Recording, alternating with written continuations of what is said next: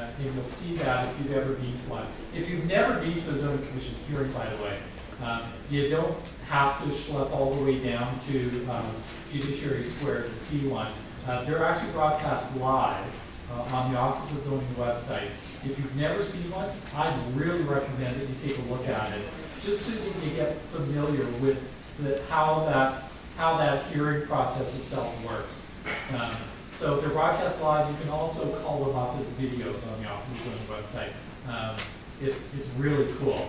The hearings themselves, can go on for a long time, but the ability to see them is pretty cool. So riveting might be another word.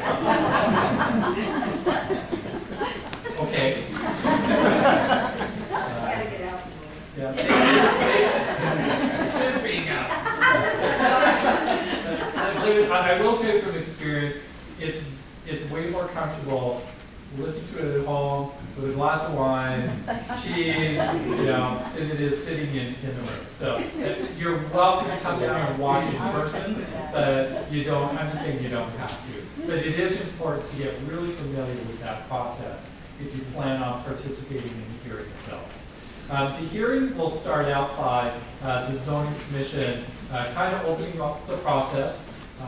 And the first thing they normally do, and we can talk about this in more, I'm going to skip over it now, we can talk about it in more detail later, is they'll go through what's called the party status.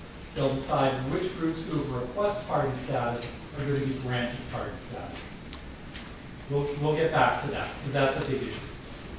The next thing that happens usually is that the applicant makes their presentation to the Zoning Commission. And that can be the applicant presenting with their architects, their landscape architect, their traffic engineer, and whoever else they think is important for the Zoning Commission to hear from. That presentation can last anywhere from about a half an hour to an hour. Usually doesn't go on longer than an hour. And quite frankly, the Zoning Commission really doesn't encourage them to go on any longer than an hour. That's actually a long time to sit through a presentation like this.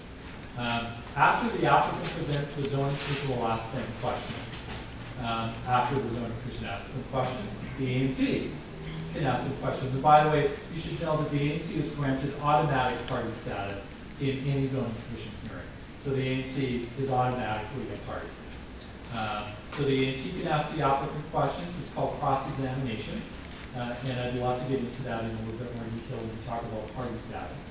After the ANC, then the parties are allowed to cross-examine the applicant.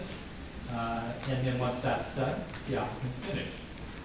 The next step is for the Office of Planning to present its report. And we try to keep it much shorter than an hour. Tends to be just a few minutes long. And then the same process for us happens. Zoning Commission questions us, applicant questions us, ANC questions us, parties question us, and then we're done. Then after that, the ANC gives their presentation. The ANC is not limited in the time that they can take in their presentation, which is an interesting little wrinkle in the whole process. The ANC can take as long as they want. They should use that power with use that power judiciously, but they can. And then after the ANC, the same kind of cross-examination happens. Then the parties do their stuff.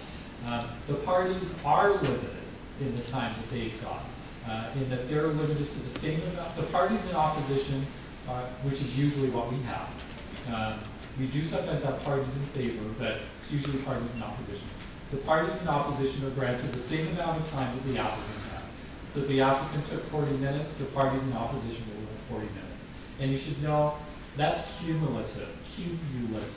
So if there are 3 parties in opposition and they've got an hour, that's an hour for the 3 of them to present together. So I think it is really important. Again, we'll get to this when we talk about parties. For the parties to kind of coordinate and work together.